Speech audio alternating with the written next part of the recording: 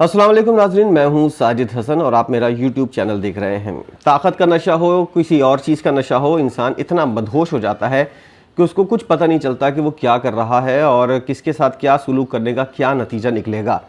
और इसके बाद इंसान जो है वो बहुत कुछ कर गुजरता है और उसको जब होश आता है तो उसको अंदाज़ा होता है कि वो क्या कुछ कर गुजरा है और उसका क्या नतीजा आने वाले दिनों में उसको भुगतना होगा।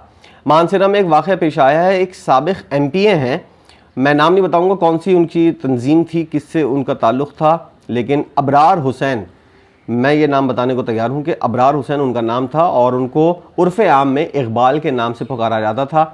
और ये मानसेरा में मौजूद थे जिस वक्त ये वाक़या पेश आया है और एक डांसर को उन्होंने 3 गोलियां मार कर कत्ल कर दिया। ये ताकत का नशा था, शराब का नशा था, आइस का नशा था, कौन सा नशा था? सिर्फ एक छोटी सी बात, एक छोटी सी उनकी बात पूरी ना करने की वजह से उन्होंने एक ज़िंदगी का चिराग गुल कर दिया। इसकी कुछ डिटेल्स हैं, मैं आपके साथ शेयर करना चाहता हूँ। मानसेरा का इलाका है नोगवाजी, इस इलाके के अंदर ये वाक़या पेश आया है। इन्होंने इब्रार साहब जो हैं, इनके एक दोस्त हैं जमशेद जो उसी इलाके में रहते हैं। उन्होंने फरमाइश की कि उनको डांस के लिए, अपने दोस्तों के साथ डांस के लिए खातून दरकार है, जिसकी वजह से जमशेद ने रब्ता किया किरण नामी एक डांसर से जो मानसेरा में रिहायशी इलाके में एक किराए के मकान में रहती थी। और इस किरण नामी खातून का जो ताल्लुक़ है वो आज़ाद कश्मीर से बताया जा रहा है कि वो आज़ाद कश्मीर की रिहायशी थी और वहीं की पैदाइश थी और वहाँ से वो मानसेरा मुंतकिल हुई थी।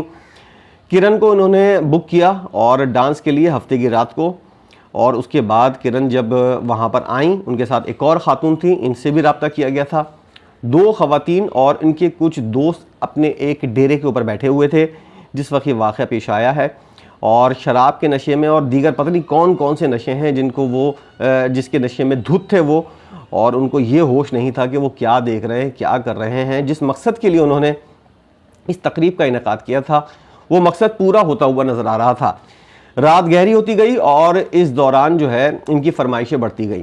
किरण जो डांस कर रही थी उसको उन्होंने कुछ फरमाइशें की और उनकी फरमाइशों को कुछ पूरा नहीं किया किरण ने, जिसकी वजह से उनको कुछ गुस्सा भी आया।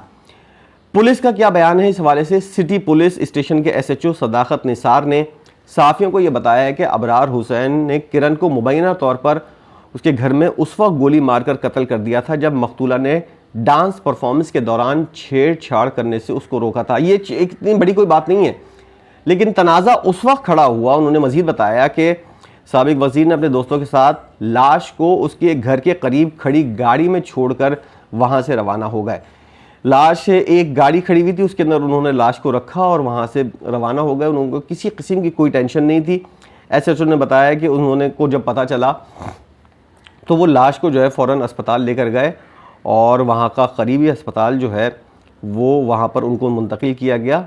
और उसके बाद इस लाश का पोस्टमार्टम हुआ जिसमें ये बात सामने आई कि किरण को जो है वो 3 गोलियां लगी हैं और किरण के साथ जो खातून थी उनको और जमशेद जिसने इस खातून को बुक किया था उसको गिरफ़्तार कर लिया गया है। और जमशेद ने ये बताया कि तकरीब जारी थी और हम लोग मौजूद थे।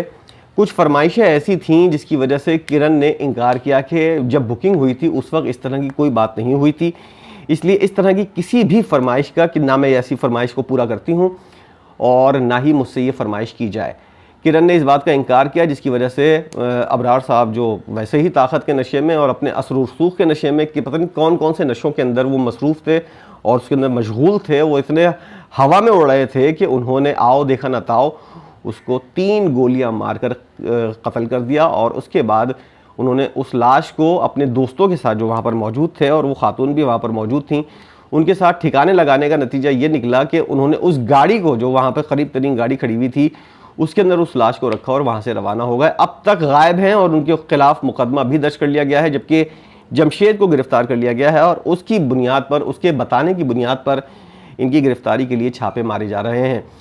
पाकिस्तान के अंदर इस तरह के अक्सर वाक़यात होते रहते हैं। इस तरह के जो तकारीब हैं, जो छोटी मोटी तकारीब जिनके बारे में मैंने आपको बताया है, इनका भी इनेकाद होता है। हालांकि इस्लाम के अंदर सख्त मुमानत है जो कुछ भी ऐसी तकारीब के अंदर होता है, लेकिन हम लोग कुछ भी समझने को तैयार नहीं है और किसी भी चीज़ को सीरियस लेने को तैयार नहीं है कि इस्लाम में जिस चीज़ को मना किया गया है आप उस चीज़ का इनकाद करके क्या साबित करना चाहते हैं। और आप ये समझते हैं कि अल्लाह ताला आपको माफ़ कर देगा, ये आपकी भूल है। आप शराब पीते हैं, डांस देखते हैं और पता नहीं क्या कुछ करते हैं। अगर आप ये समझते हैं कि आप माफ़ कर दिए जाएंगे और दोज़ख आपके लिए तैयार नहीं होगा, तो ये आपकी भूल है। और इस तरह के वाक़यात जो हैं कमोबेश हर इलाके के अंदर, पूरे पाकिस्तान के अंदर, ये सिर्फ मानसेरा की बात नहीं कर रहा, खैबर पख्तूनख्वा की बात नहीं कर रहा, सिंध के अंदर, पंजाब के अंदर, पूरे पाकिस्तान के अंदर इस तरह की छोटी मोटी तकरीब अपने तौर पर लोग जो हैं प्राइवेट तरीके से साहिल समंदर के ऊपर हमने देखा है कि इस तरह लोग जो हैं वो तकरीब का इनेकाद करते हैं। और पुलिस जो है वो, मैंने इस बात को मैं समझता हूँ कि अगर कोई ज़्यादा असर रसूख वाला शख्स होता है तो पुलिस उसको प्रोटोकॉल भी फराहम करती है।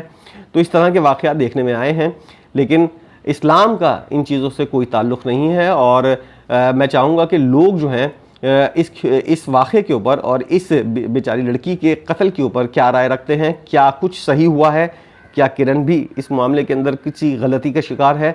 MPA की तो गलती है ही। तो देखना ये है कि आपने कमेंट्स में इजहार कीजिएगा और बताइएगा कि किस तरह की गलती का इर्तिकाब हुआ है दोनों जानिब से, और आपकी राय मेरे लिए काफ़ी अहम है। इस हवाले से जैसे जैसे मज़ीद अपडेट्स भी मौसूल होंगी मैं आपको आगाह करता रहूँगा। और ये बड़ी अफसोसनाक और दर्दनाक ख़बर मुझे पता चली उस दिन जिस दिन पाकिस्तान आज़ाद हुआ था और एक मासूम लड़की जो है वो अपने दर्दनाक अंजाम को पहुंची है। और हम जिंदा कौम हैं, हम पाइंदा कौम है, ये नारे और ये गाने तो हम खूब गाते हैं, लेकिन हम खुद करते क्या हैं, इसका नतीजा जो है वो आपने इस खबर के अंदर देख लिया होगा कि हम इस तरह अपनी ज़िंदगियों को और दूसरों की ज़िंदगियों को उजाड़ने के अंदर मशगूल हैं। वीडियो आपने देखी, वीडियो देखने का बहुत शुक्रिया।